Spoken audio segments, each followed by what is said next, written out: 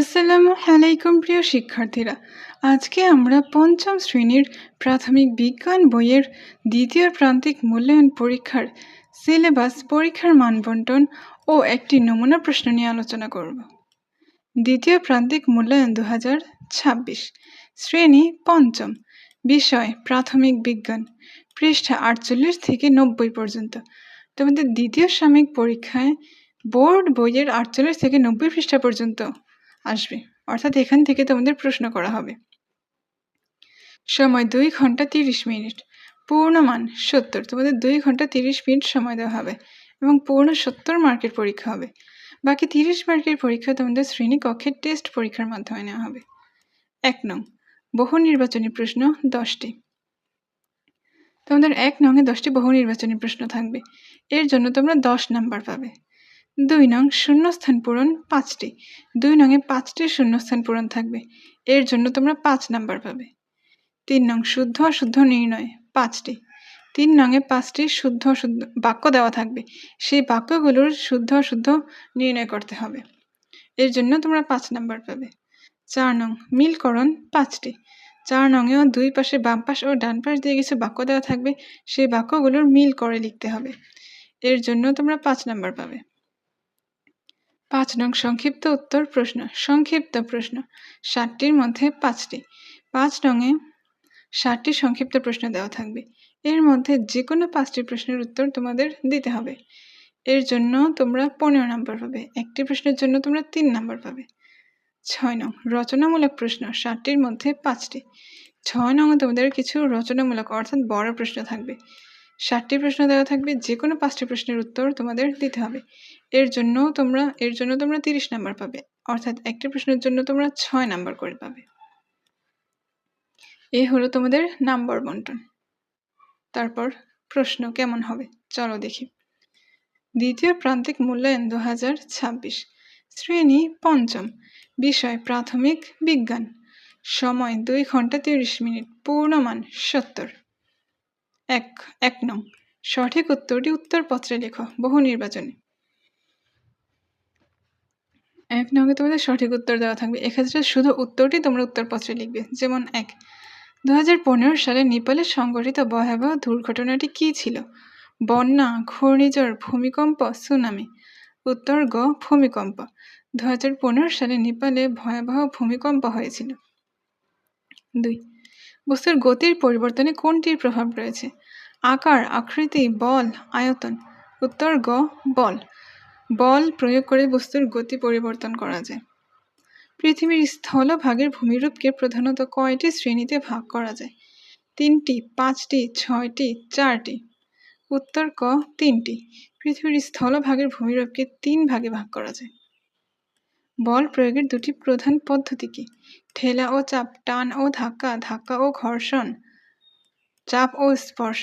উত্তর খ, টান ও ধাক্কা। বল প্রয়োগের 2টি প্রধান পদ্ধতি হলো টান ও ধাক্কা। জমিতে অতিরিক্ত সার ব্যবহার করা হলে নিচের কোনটি দূষিত হয়? গাছপালা, পানি, বায়ু, মাটি। উত্তর ঘ, মাটি। জমিতে অতিরিক্ত সার ব্যবহার করা হলে মাটি দূষিত হয়।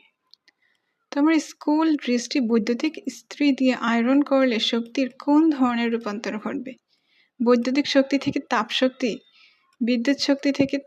বৈদ্যুতিক শক্তি থেকে আলোক শক্তি, বিদ্যুৎ শক্তি থেকে তাপ শক্তি, বিদ্যুৎ শক্তি থেকে শব্দ শক্তি, নাকি বিদ্যুৎ শক্তি থেকে রাসায়নিক শক্তি। উত্তর খ, বিদ্যুৎ শক্তি থেকে তাপ শক্তি। ইস্ত্রি দিয়ে ইস্ত্রি করার সময় বিদ্যুৎ শক্তি তাপ শক্তিতে রূপান্তরিত হয়। ভূমিরূপ পরিবর্তনের প্রাকৃতিক কারণ কোনটি? নদীতে বাঁধ নির্মাণ, আগ্নেয়গিরির অগ্ন্যুৎপাত, বনাঞ্চল ধ্বংস করা, ভাটায় ইট পোড়ানো। উত্তর খ, আগ্নেয়গিরির অগ্ন্যুৎপাত। নিচের কোন কাজটি করতে গেলে পৃথিবীর আকর্ষণ বলের বিরুদ্ধে কাজ করতে হয়? সিঁড়ি দিয়ে নিচে নামা, ছাতা মেলে ধরা, সিঁড়ি দিয়ে ওপরে ওঠা, বল মাটিতে ফেলা। উত্তর গ, সিঁড়ি দিয়ে ওপরে ওঠা, কারণ সিঁড়ি দিয়ে উপরে ওঠার সময় পৃথিবীর আকর্ষণ বলের বিরুদ্ধে কাজ করতে হয়। গতিশক্তি ও স্থিতিশক্তির সমষ্টি কোনটি? বিদ্যুৎ শক্তি, তাপ শক্তি, যান্ত্রিক শক্তি, আলোক শক্তি। উত্তর গ, যান্ত্রিক শক্তি। বায়ু দূষণের কারণ কোনটি? পলিথিন, রাসায়নিক সার, প্লাস্টিক, শিল্প কারখানার ধোঁয়া। উত্তর ঘ, শিল্প কারখানার ধোঁয়া। শিল্প কারখানার ধোঁয়া পরিবেশের বায়ু দূষিত করে।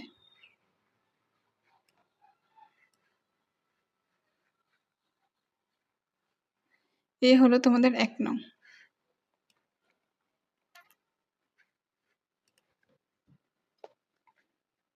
2 নং, সঠিক শব্দ দিয়ে শূন্যস্থান পূরণ করো। শূন্যস্থান পূরণ। ক, শক্তি হলো কাজ করার ড্যাশ। শক্তি হলো কাজ করার সামর্থ্য। বায়ু দূষণের কারণে পৃথিবীর ড্যাশ বৃদ্ধি পাচ্ছে। বায়ু দূষণের কারণে পৃথিবীর তাপমাত্রা বৃদ্ধি পাচ্ছে। বল প্রয়োগ করে বস্তু ড্যাশ করা যায়। বল প্রয়োগ করে বস্তু সরানো যায়। শক্তি এক রূপ থেকে অন্য রূপে ড্যাশ হতে পারে। শক্তি এক রূপ থেকে অন্য রূপে স্থানান্তরিত হতে পারে। আলো সবসময় ড্যাশ পথে চলে। আলো সবসময় সোজা পথে চলে। 3 নং, শুদ্ধ ও অশুদ্ধ নির্ণয়। ক, ঘর্ষণ বলের প্রভাবে হাঁটার সময় পিছলে যাই না। শুদ্ধ, কারণ আমরা ঘর্ষণ বলের প্রভাবে হাঁটার সময় পিছলে যাই না। ঘর্ষণ বল না থাকলে আমরা হাঁটার সময় পিছলে পড়ে যেতাম। খ, শক্তির পুনর্ব্যবহার করলে শক্তি সংরক্ষণ করা যায়। শুদ্ধ। সমভূমি কৃষিকাজের উপযোগী নয়। অশুদ্ধ, কারণ সমভূমির মাটি খুবই উর্বর হয়, যা কৃষিকাজের জন্য উপযোগী। বলের মাত্রা যত বেশি বস্তুর উপর প্রভাব তত কম। অশুদ্ধ, কারণ বলের মাত্রা যত বেশি বস্তুর উপর বলের প্রভাব তত বেশি। আলো সঞ্চালনে মাধ্যমের প্রয়োজন হয় না। শুদ্ধ, কারণ আলো সবসময় সোজা পথে চলে। আলো পৃথিবীতে আসে বিকিরণ পদ্ধতি, সূর্যের আলো পৃথিবীতে আসে বিকিরণ পদ্ধতিতে, তাই আলো সঞ্চালনের মাধ্যমের প্রয়োজন হয় না। বাম পাশের বাক্যাংশের সাথে ডান পাশের বাক্যাংশের মিল করো। বাম পাশ, ডান পাশ।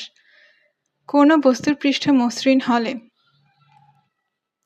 ঘর্ষণ কমে যায়।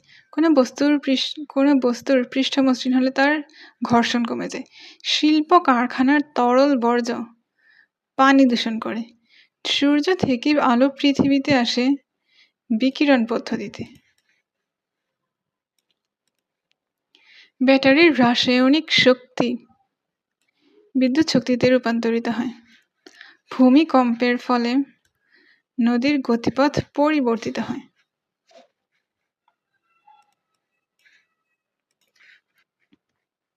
সংক্ষিপ্ত প্রশ্ন 60টির মধ্যে 5টি।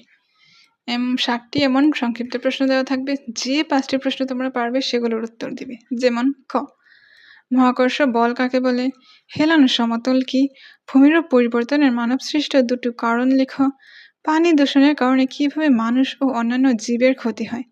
শক্তির পুনর্ব্যবহার বলতে কী বোঝায়? তরল ও বায়বীয় পদার্থের তাপ কিভাবে সঞ্চালিত হয়? হিমবাহ কিভাবে সৃষ্টি হয়? তোমাদের প্রশ্ন এমন থাকতে পারে।